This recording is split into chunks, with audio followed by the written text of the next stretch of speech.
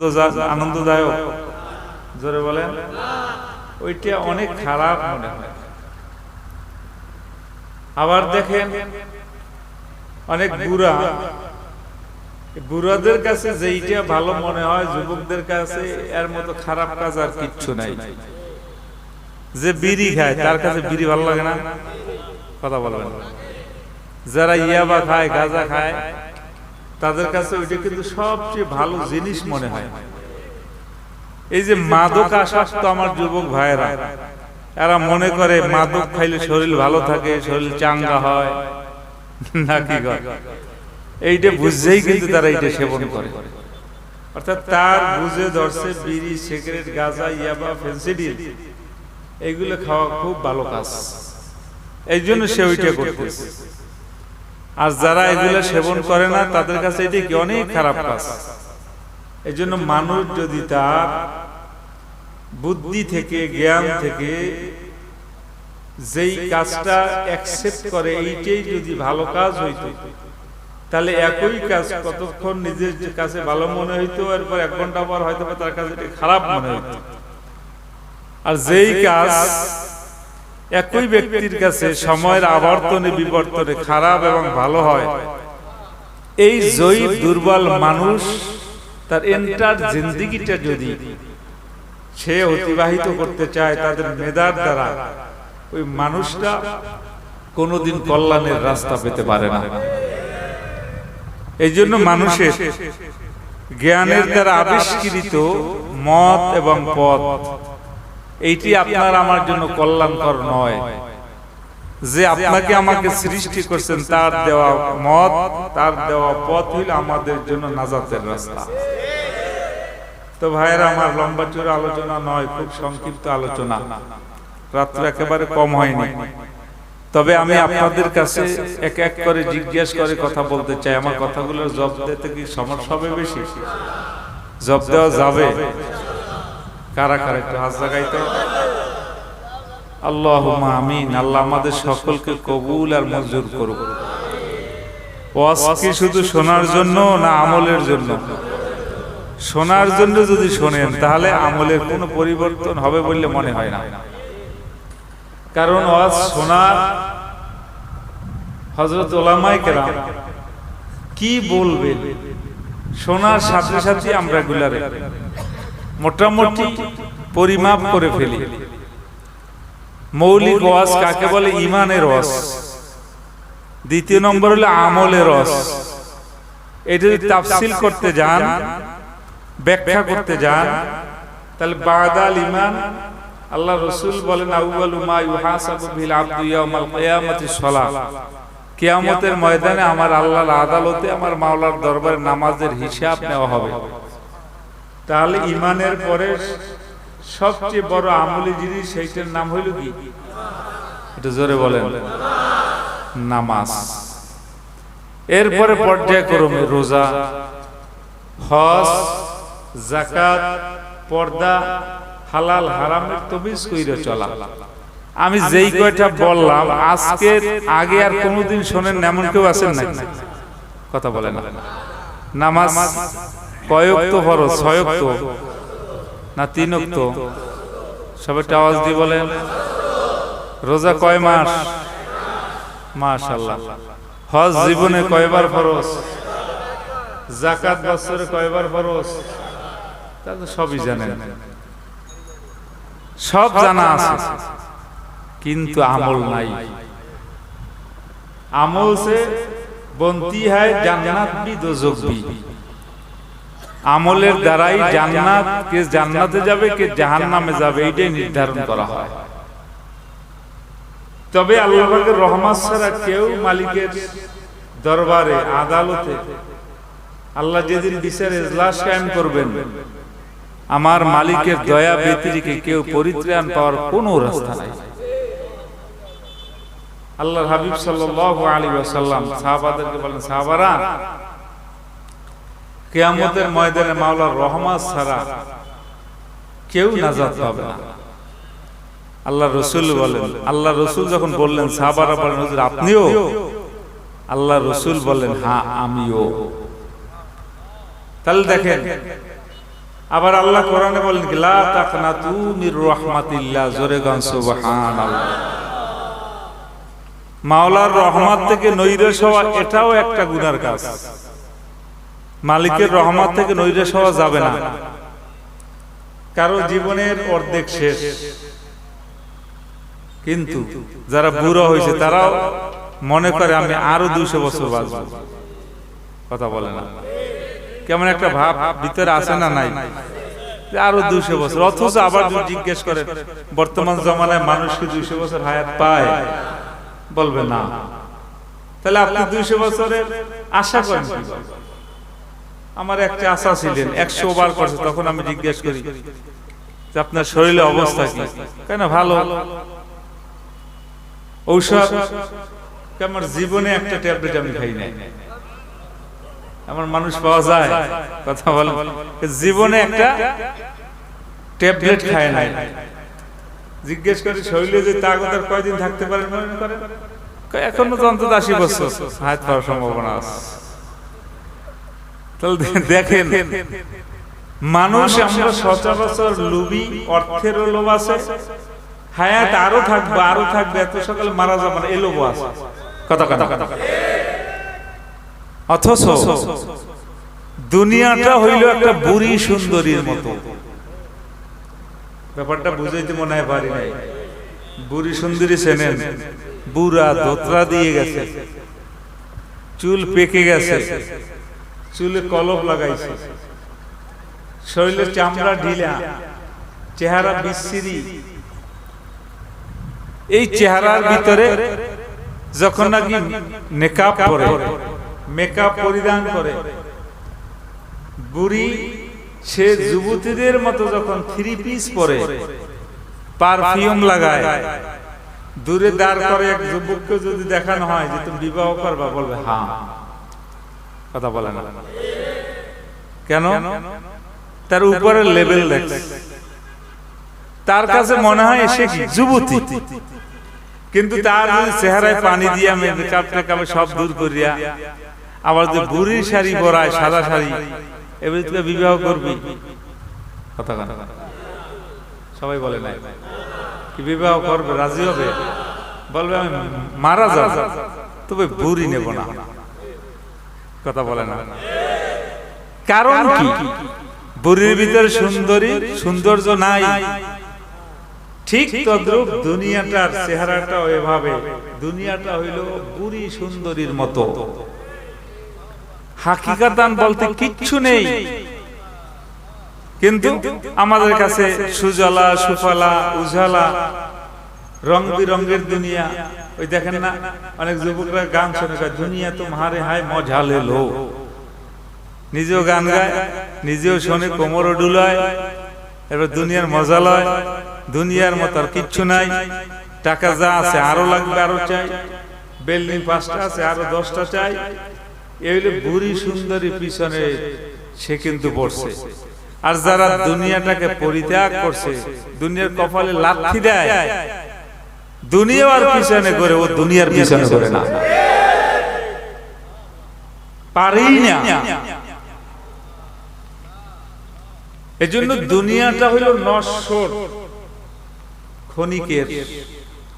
এজন্য আমাদের আকাবের দিনটা বলতেন, কিতাবের ভিতরে আসছে, কিয়ামতের ময়দানে দুনিয়াটাকে একটা বিকৃতি চেহারার মতো হাসরের ময়দানে উঠানো হবে।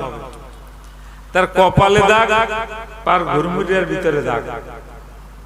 সকলে বলবে এত বিশ্রী, একে ফেরেশতারা বলবে এই তো তোমাদের সেই মাসুক দুনিয়া। দুনিয়াকে জিজ্ঞেস করা হবে তোমার কপালে দাগ কেন, পায়ে দাগ কেন? তখন দুনিয়া জবাব দিবে, কিছু সংখ্যক আল্লাহ ওয়ালারা ছিলেন, তাদের পিছনে আমরা ঘুরছি তাকে ধরা দেওয়ার জন্য। ওরা শুধু আমাদের লাথি দিয়েছে, লাথি খাইতে খাইতে কপালে দাগ পড়ছে। বলবে তোমার পায়ে দাগ কেন? বলবে কিছু দুনিয়াদার ছিল, ওরা আমার পিছনে ঘুরছে, আমি ওদেরকে লাথিতে রয়েছি। তাহলে যারা দুনিয়ার পিছনে ঘোরে, দুনিয়া তাদের ধরা দেয় না। কথা কয় না? যারা আল্লাহর পিছনে ঘুরে দুনিয়া তাদের কাছে ধরা দেয়, বোঝেন নাই? টাকাওয়ালারা টাকা কামাই করে, ব্যাংক ব্যালেন্স, ইজ্জতের অভাব নাই, ক্ষমতার অভাব নাই। এমপি, মিনিস্টার, প্রধানমন্ত্রী, রাষ্ট্রপতি, কোটিপতি, শিল্পপতি, বিলিয়ন ট্রিলিয়ন টাকার মালিক, যাইয়ে দেখেন টাকা আছে কিন্তু আরাম নাই। কেন আমিও তো ওই লেভেলে বসছি এখন, আল্লাহ চালায়, কি কোন আরাম নাই, না আছে রেস্ট, না আছে খাবারে আরাম, না আছে খাবারের স্বাধীনতা, না আছে কোনো কিছু স্বাধীনতা। তবে গরিবদের আমার আল্লাহ দুনিয়ার ভিতরে জান্নাতের শান্তির মধ্যে রাখছে। শতবার যদি আপনার আলহামদুলিল্লাহ বলেন, এরপর শুকর আদায় হবে না। আরেকবার আলহামদুলিল্লাহ বলবেন। যাদের কষ্ট হয় বলা দরকার নাই, এই জন্য যে সবাই বলেন না সুবহানাল্লাহ বলেন তো। বারবার বলাই কেন জানেন? আপনারা বলেন না মাহফিলে গেলে হুজুর আটকাই মাহফিল দেয়, এইটার নামে আটকাই মাহফিল। কারণ এই বাউন্ডারির মধ্যে যখন ঢুকছে, যে রকম বুলাবো ওভাবে বলতে হবে। তাহলে আবার বলেন সুবহানাল্লাহ, একটু আওয়াজ দিয়ে বললে ভালো হতো। একবার সুবহানাল্লাহ বললে আপনার আমার বডিটা আল্লাহর জান্নাতের দিকে 700 বছরের রাস্তা আগায় যাবে।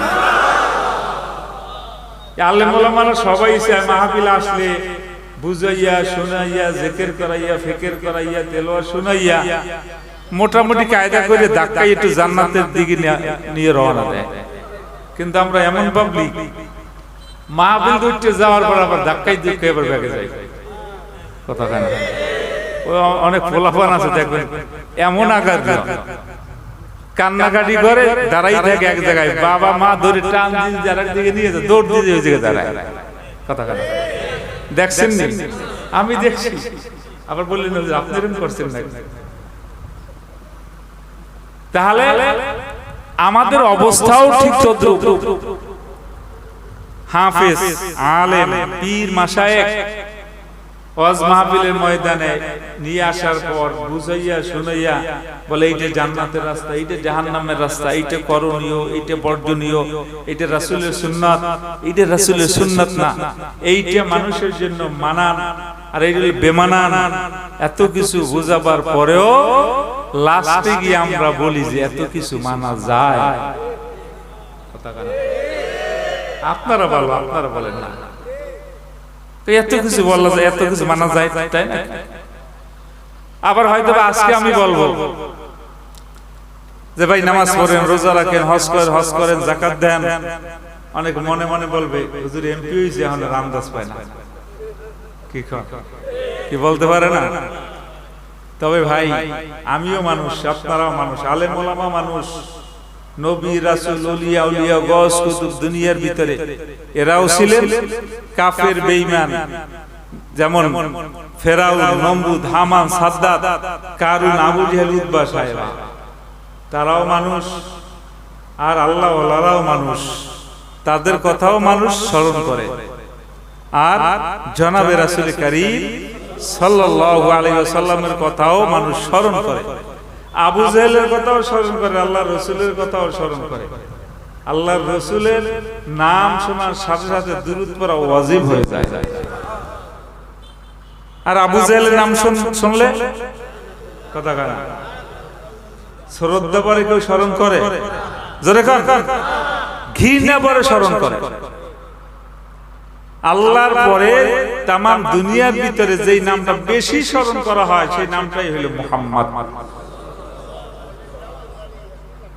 দেখেন আবু জেহেল, তার জন্ম মক্কায়, আল্লাহর হাবিব জনাবে রাসূল কারীম সাল্লাল্লাহু আলাইহি ওয়াসাল্লাম তার জন্ম কোথায়?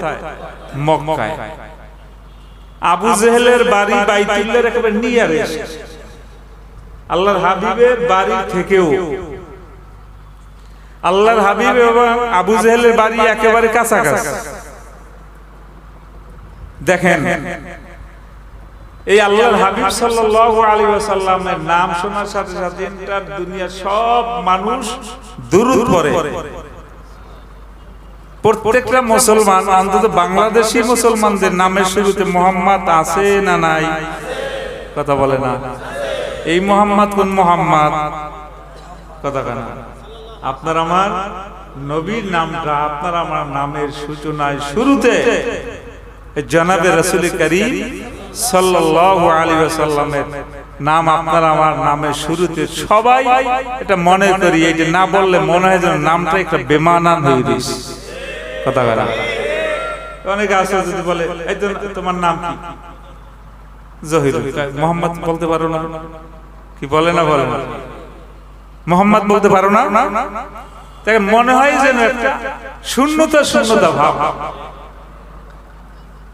আর আবু জেহেলের নাম এন্টার দুনিয়ায় কারো নামের সাথে মিলেন আছে নাকি? হিন্দু ভাই যারা আছে যে ছেলের নাম যদি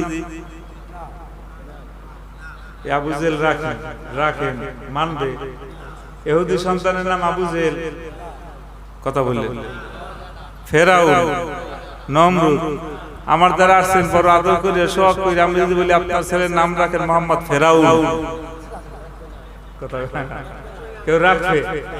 আবু জেহেল কেউ রাখবে? কেউ রাখবে না। কারণ কি?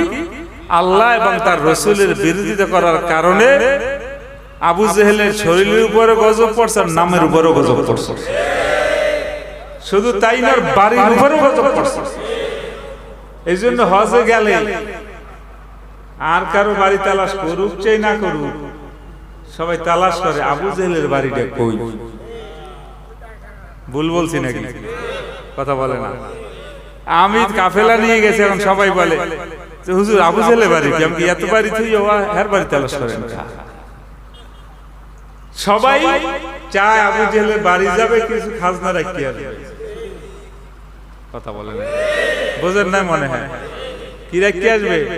খাজনা রাখতে। তাহলে আর বাড়ির উপরে গজব পড়ছে, ওর উপরে গজব পড়ছে, ওর নামের উপরে গজব পড়ছে। কারণ কি? রবের পরিচয় ছিল না। সিরাতে সুরাতে মানুষ গর্বাসুরা আদমিন সাবুদে, গর্বাসুরা আদমিন সাবুদে, আহমদ বু জেহলে হামেক সাবুদে। দুইটা চক্ষু, হাত, পাও, কর্ণ, নাসিকা, পেট, পিঠ, এইটার নাম মানুষ না। মানুষ কাকে বলে? আপনি মনে করেন আপনার বুদ্ধি বেশি এই জন্য মানুষ, দুইটা চোখ এই জন্য মানুষ। যদি চোখের নাম মানুষ হইতো তাহলে গরুর চক্ষু তো আমাদের চেয়েও অনেক বড়, তাহলে তো গরু আরো বড় মানুষ। কেউ বলবে গরুটারে মানুষ? জোরে বললেন। দেখেন খাওয়ার দিক দিয়া গরু আমাদের চেয়ে অনেক এগ্রি, গরুটারে কেউ মানুষ বলে না। বুদ্ধি ব্যবস্থা অন্যান্য পশু পাখিও একেবারে কম না। এরপরও দেখেন মধুমক্ষীকে জীবনভর শুধু ভালো কাজই করে, ও মধু আহরণ করে, বৃষ্টি আহরণ করে না। এরপরও মধুমক্ষীকে মানুষ বলে না, মানুষ বলে আমাদেরকে। কাকে বলে?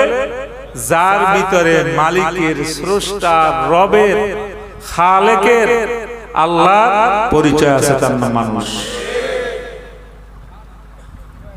চেহারা অনেক ভালো, এইটার নাম মানুষ না। চেহারা ভালো না, কিন্তু মানুষ সত্যবোধ আছে, ইমানের নূর আছে, আমলে সলে করে। যেমন বেলাল রাদিয়াল্লাহু তাআলা আনহু দেখতে ভালো না, আফ্রিকান কালো হাবশি গোলাম, দেখতে ভালো না। এরপরে ভালো করে জবানে স্পষ্ট কথাও বলতে পারতেন না। তবে এটা ভাষাগত, কেউ কেউ বলে এটা তার জড়তাগত, তবে ভাষাগত এই মতামতটাই বেশি গুরুত্বপূর্ণ। কারণ আমাদের দেশে রংপুরের যারা বাসিন্দা তাদের কাছে জিজ্ঞেস করেন ভাই তোমাদের বাড়ি কই, তারা বলবে রংপুর। জানেন নি এরা কি বলে? রংপুর। রংপুর এরা কিন্তু বলে না, রংপুর। রংপুর আমরা বলতে পারে না, এটা হলো ভাষাগত। হযরত বেলাল রাদিয়াল্লাহু তাআলা তিনি আস এটা বলতে পারতেন না, আস বলতে পারতেন না, আজ বলতেন আস। আশহাদু বল না বললে আশহাদু আন্না মুহাম্মাদার রাসূলুল্লাহ বলতেন।